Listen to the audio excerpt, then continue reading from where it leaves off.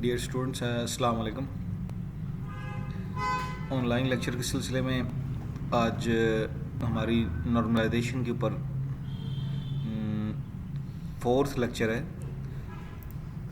इसमें मैं एक दफ़ा जो है वो रिपीट करता जाऊं कि फ़र्स्ट नॉर्मल फॉर्म जो है वो हमने पढ़ी थी, जिसमें हमने ये देखा था कि फ़र्स्ट नॉर्मल फॉर्म का मतलब ये है कि हर सेल के अंदर सिंगल वैल्यू होनी चाहिए और मल्टी वैल्यूड सेल, जैसे ये इस जगह पे नज़र आ रहे हैं आपको, यहाँ नज़र आ रहे हैं आपको स्टूडेंट आईडी के अंदर, वो चीज़ नहीं होनी चाहिए। हमने इस तरह रिमूव की। फ़र्स्ट नॉर्मल फॉर्म में बनाने के बाद जो इशू आता था वो ये था कि रिपीटिंग सेल्स या रिपीटिंग वैल्यूज़, एक कॉलम के अंदर रिपीटिंग वैल्यूज़ होती थी। रिपीटिंग वैल्यूज़ से हमारे पास क्या इशू आता था? Update anomaly. उसको अपडेट एनॉमली को हमने कैसे ख़त्म किया कि हमने इसको सेकंड नॉर्मल फॉर्म में लेके गए, और सेकंड नॉर्मल फॉर्म में ले जाने का तरीक़ाकार क्या था, इसके लिए हमें ये पता होना चाहिए कि फंक्शनल डिपेंडेंसी क्या है। फंक्शनल डिपेंडेंसी के बारे में ये बताया था कि टेबल के अंदर कोई एक कॉलम किसी दूसरे कॉलम पे डिपेंड करे, और डिपेंड करने का मतलब ये है कि जब एक कॉलम की वैल्यू चेंज हो दूसरे सेल में, तो साथ जो जो डिपेंड करने वाला सेल है वो भी चेंज हो। जैसे यहाँ पे हमने देखा था कि एम्प्लॉई आईडी है तो AC201 है, बाबर है। जब MK101 है, इसका मतलब है एम्प्लॉई आईडी चेंज हुई है तो साथ नेम भी चेंज हो गया है। इस तरह IT301 चेंज नहीं हुई तो इसके साथ नेम भी चेंज नहीं हुआ, लेकिन MK101 के बाद IT301 चेंज आई है तो यहाँ पे भी चेंज आ गई। इसका मतलब है नेम भी, फिर इस हिसाब से डिपार्टमेंट भी चेंज हो रहा है, फिर सैलरी भी चेंज हो रही है। तो इसका मतलब है कि ये हमारे जो डिपेंड करने वाले जो चेंज हो रहे हैं वो ये तीन है। कोर्स जो है वो चेंज नहीं हो रहा, क्योंकि इसकी वजह है विजुअल बेसिक IT301 के आगे है, फिर IT301 के आगे वो IT301 चेंज नहीं हुई लेकिन C++ चेंज हो गया। इसका मतलब है ये कॉलम कोर्स वाला वो एम्प्लॉय आईडी पे डिपेंड नहीं कर रहा, और ये प्रॉब्लम उसमें भी आता है। अभी यहाँ पे तो सिंगल कॉलम है ना, तो इस वजह से यहाँ पे हमारे पास एक फंक्शनल डिपेंडेंसी आ गई। लेकिन कई दफ़ा ऐसे होता है कंपोजिट की होती है, कंपोजिट की के अंदर दो कॉलम होते हैं, तो दो कॉलम में मिसाल के तौर पर ये भी प्राइमरी की है, ये कंपोजिट की है। असल में मैं शायद ये लास्ट टाइम बता नहीं सका कि ये जो यहाँ पे है, ये इस टेबल की एक की ये है और एक की ये है। तो दरअसल में ये क्या है, ये कंपोजिट की है। तो कंपोजिट की मतलब ये है कि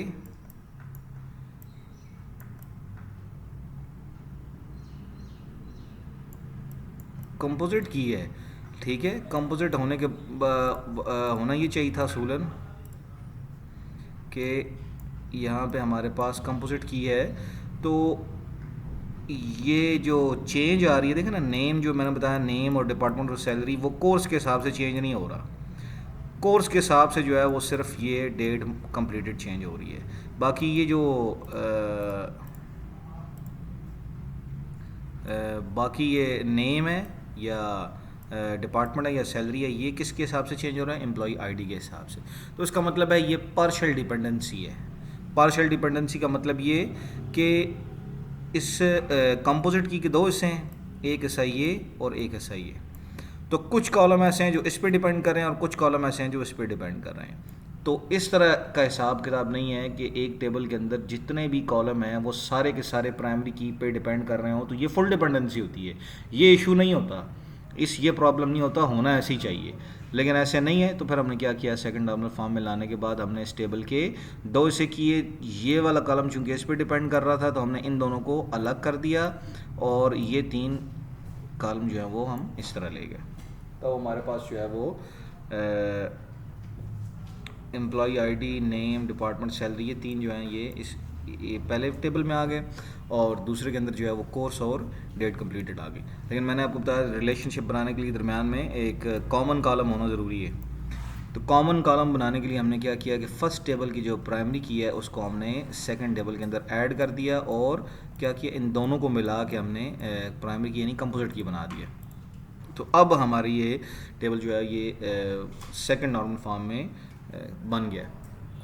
उसके बाद थर्ड नॉर्मल फॉर्म थी। थर्ड नॉर्मल फॉर्म के बारे में हमने ये देखा था कि थर्ड नॉर्मल फॉर्म में ट्रांजिटिव डिपेंडेंसी आती है, और ट्रांजिटिव डिपेंडेंसी क्या होती है कि नॉन प्राइमरी की यानी किसी टेबल के अंदर जो नॉन प्राइमरी की है, ऐसे कॉलम जो प्राइमरी की नहीं होते, तो इस टेबल के अंदर प्राइमरी की कॉलम जो नहीं है वो ये वाले हैं।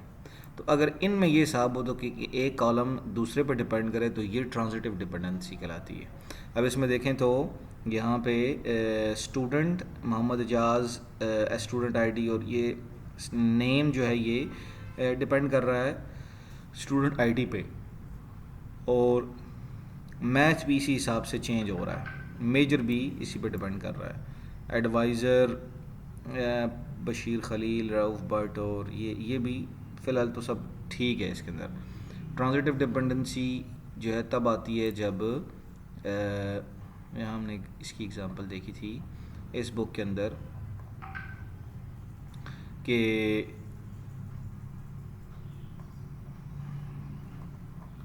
ये एक टेबल था जिसमें अकाउंट नंबर है, अकाउंटेंट नेम है, और एज है, और ग्रुप नंबर है। तो उसमें ये भी, बल्कि यहाँ पे एग्जांपल नहीं थी, मैंने आपको इंटरनेट पे इसकी एग्जांपल बताई थी कि एक कॉलम ऐसा है जो कि प्राइमरी की नहीं है और वो दूसरे पे डिपेंड कर रहा है। ठीक है, यहाँ पे दोबारा फिर मैं थर्ड नॉर्मल फॉर्म एग्जांपल आपके सामने ओपन कर देता हूँ। तो यहाँ पे हम कुछ देख लेते हैं इमेजेस में। थर्ड नॉर्मल फॉर्म, और आप चाहें तो ये ऑनलाइन बहुत सारे लेक्चर्स भी दिए हुए हैं, आप यूट्यूब पर जाके लिखें थर्ड नॉर्मल फॉर्म, तो आपको उस हवाले से बड़ी अच्छी गाइडलाइन मिल सकती है। बहरहाल बुक आईडी, जनरे आईडी, जनरेट टाइप, ये एक एग्जांपल देख लेते हैं, और इसके बाद हम देख लेते हैं जी थर्ड नॉर्मल फॉर्म की ये एग्जांपल देख लेते हैं।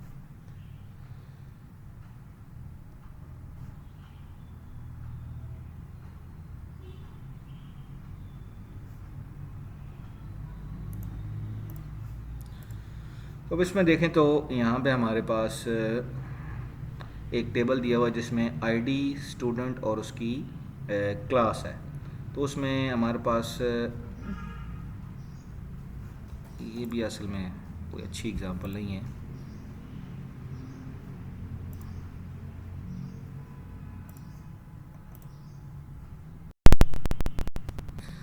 अब ये अगर एग्जांपल देखें तो उसमें एक टेबल दिया हुआ है जिसमें दिया है एम्प्लॉय नंबर, ये प्राइमरी की है।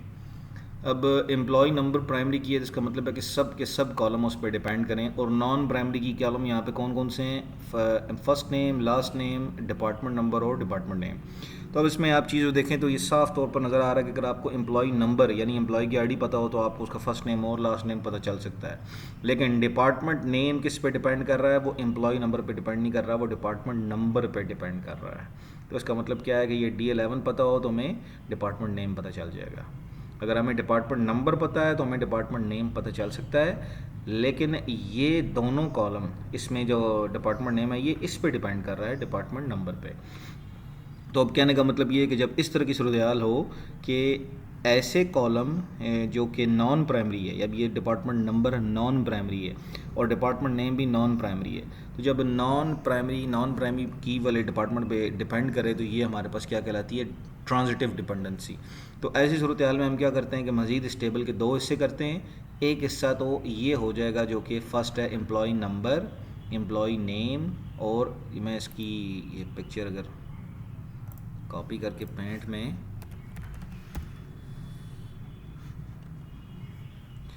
तो इसके अंदर मैं क्या करूँगा कि ये यहाँ से लेकर ये वाला हिस्सा वो हो जाएगा जी चेंज होके यहाँ पे आ जाएगा ऐसे। ये तो हो गया एक टेबल, क्योंकि इसमें जो जो कॉलम प्राइमरी की पे डिपेंड कर रहे हैं वो तो उसके साथ आ गए। अब रहेगा ये कॉलम, ये अलग हो जाएगा इस जगह पे, ठीक है, इसको मिटा देते हैं, इसकी ज़रूरत नहीं है।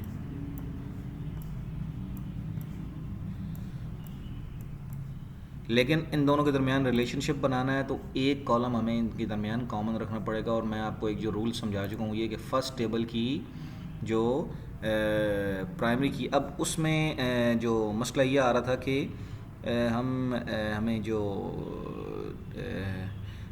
डिपार्टमेंट नेम है इस केस में थर्ड नॉर्मल फॉर्म है। सेकंड नॉर्मल फॉर्म में तो हमने यही किया था कि जो पहले टेबल की प्राइमरी की थी उसको हमने उठाया और दूसरे के साथ लगा दिया।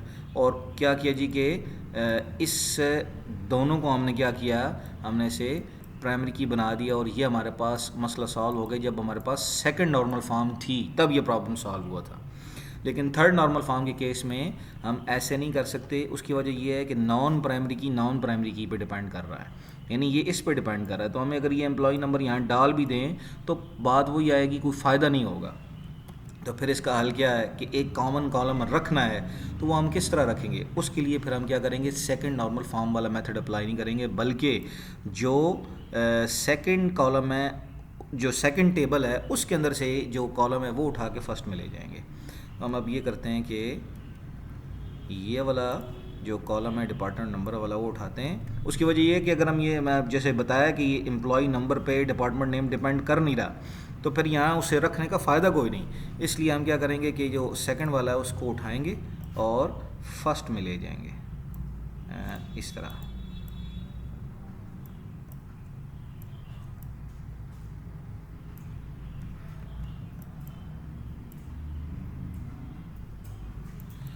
और आप इसको यहाँ पे आराम सुकून के साथ इस तरह ऐड कर दें, आपका इशू सॉल्व हो जाएगा।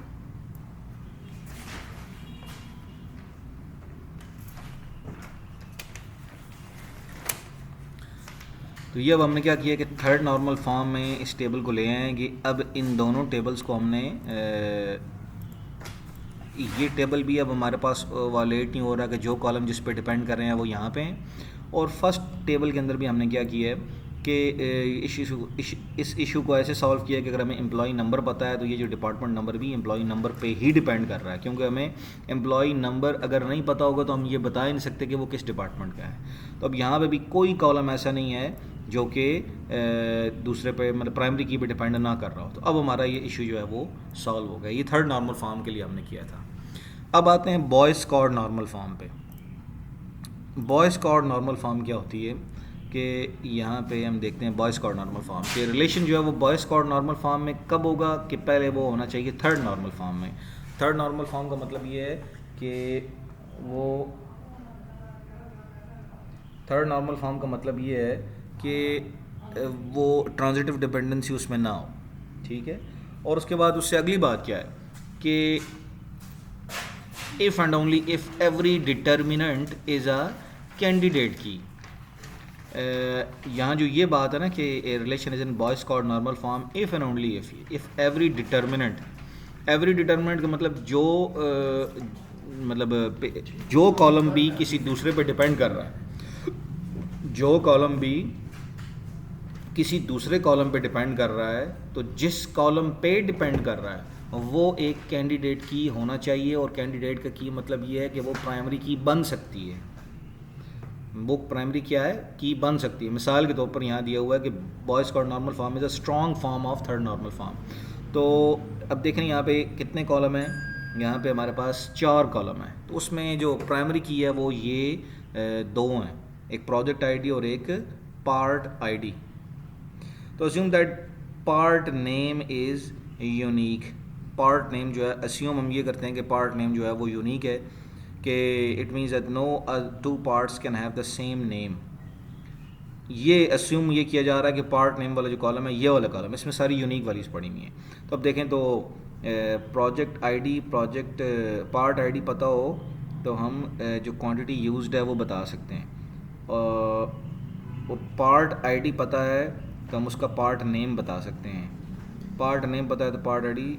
Second normal form because there are transitive dependencies of the relation is third normal form। ये भी ज़्यादा बेहतर एग्जांपल नहीं है। अगर हम ये अच्छी एग्जांपल नहीं है, बुक के अंदर इतनी अच्छी एग्जांपल दी हुई नहीं, इसलिए मैं वो बुक प्रेफर करता हूँ ना एक्मन वाली की, उसके अंदर बहुत अच्छी एग्जांपल दी हुई हैं। अब हम आते हैं यहाँ, देखते हैं कि यहाँ अगर मिल जाए third normal form provides no problem for relation that are single candidate key. अच्छा, अब इसमें एग्जांपल के if and only if every determinant is a candidate key. If a relation has only one candidate key, third normal form and are equivalent. इसके लिए हम देखते हैं जी कि बॉय स्क्वाड नॉर्मल फॉर्म एक टेबल है। तो अब इसमें एग्जांपल में लिखा हुआ है अ पर्टिकुलर स्टूडेंट यही जो पर्टिकुलर की हमने बात की थी कि बॉयज़ कॉर्ड नॉर्मल फॉर्म है, उसमें ये बात हुई थी कि थर्ड नॉर्मल फॉर्म में तो होना चाहिए, यानी ट्रांजिटिव डिपेंडेंसी नहीं होगी। तो फिर मसला क्या है? मसला ये है कि जैसे ये एग्जांपल है, इस टेबल के अंदर देखें तो स्टूडेंट आईडी और मेजर, ये दो जो हैं ये इस वक्त क्या हैं? कंपोजिट की हैं। ये नहीं है, ये एक कॉलम है, जस्ट कॉलम है सिर्फ। तो अगर ऐसी सूरत हाल है तो उसमें ये देखा जा सकता है कि स्टूडेंट आईडी और मेजर इस दोनों पे डिपेंड कर रहा है। देखिए MS 100 मैथ, उसके आगे प्रोफेसर बशीर अहमद है, और MS 100 मैथ दोबारा फिर नहीं आया, MS 300 मैथ आया है। तो वो मैथ का ही एडवाइज़र है ना, तो वो मैथ में आ रहा है सिर्फ, लेकिन स्टूडेंट चेंज हो रहे हैं। एक ऐसा बशीर अहमद जो है वो मैथ का एडवाइज़र है या मैथ का टीचर है, और वो एक से ज़्यादा स्टूडेंट्स को पढ़ा रहा है, तो उनकी आईडी यहाँ दी हुई है, ये भी वो पढ़ा रहा है, इसको भी पढ़ा रहा है। लेकिन कैंडिडेट हमारी जो कंपोजिट किया है वो यूनिक इस तरह है कि MS 100 मैथ दोबारा नहीं आया, MS 300 मैथ आया। अब प्रॉब्लम ये है कि आप चाहें तो स्टूडेंट आईडी को और मेजर को भी जो है वो बना सकते हैं, जैसे ये बना हुआ है। और दूसरा एक और ऑप्शन भी है, स्टूडेंट आईडी और एडवाइज़र जो है ना, इसको भी बना सकते हैं। ठीक है, तो यहाँ पे हमारे पास दो ऑप्शन है। एक ऑप्शन तो ये है कि हम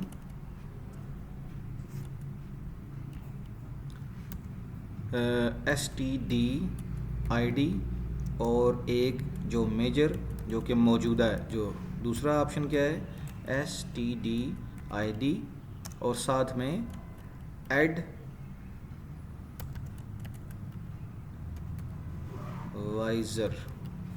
अब हम इसको भी चाहें तो दो बना सकते हैं। तो उसमें हमारे पास क्या सूरत हाल हो जाएगी कि एक ये बन जाएगा और एक ये दो बन गए।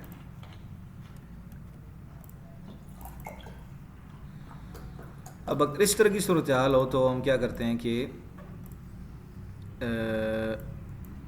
हमारे पास दो ऑप्शन आ जाते हैं इस टेबल की कंपोजिट की बनाने के। ठीक है, तो जब ये सूरत हाल आ जाए तो उस केस में क्या होता है कि अब जो बचा हुआ कॉलम है, ये वाला कॉलम, ये चूँकि कंपोजिट की का हिस्सा तो नहीं है, लेकिन अगर इसको किसी दूसरे कॉलम के साथ मिलाएं तो ये भी कंपोजिट की तो बन सकता है। जैसे हमने इसे स्टूडेंट आईडी के साथ मिलाया है, तो ये क्या है, ये भी हमारे पास कंपोजिट की तो बन गया है।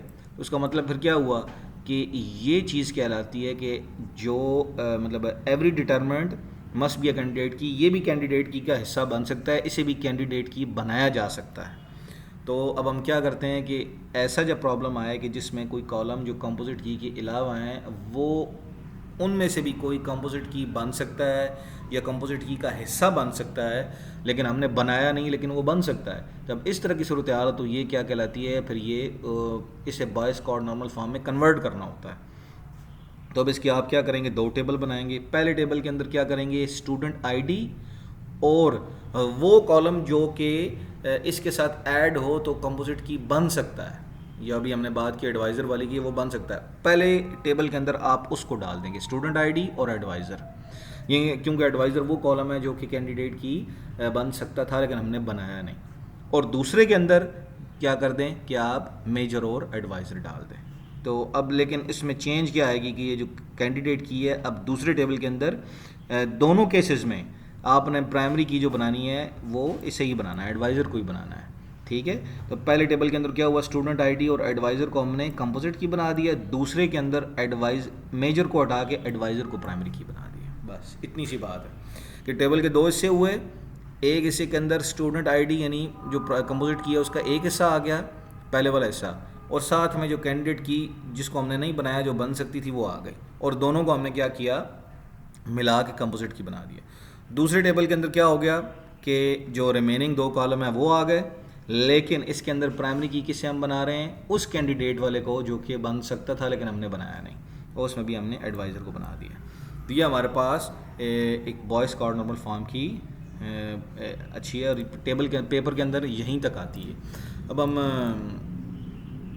देख लेते हैं ये यहाँ पे अगर कोई हमें अच्छी सी और example Boyce Codd normal form, तो